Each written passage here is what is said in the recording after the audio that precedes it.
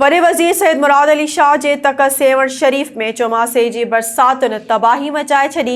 सेवण जे union council झांगारा बाजारा में बरसातुनि जबलनि तां लहंदड़ पाणी ऐं मंछर ढंढ जी सतह में मुसलसल चाढ़ सबबि इलाइक़े जा हज़ारे कच्चा पका घर ड्रही पट थियण करे लखे माण्हू बेघर ऐं बेयारो मददगार खुलियल आसमान हेठि ज़िंदगी गारण ते मजबूर आहिनि।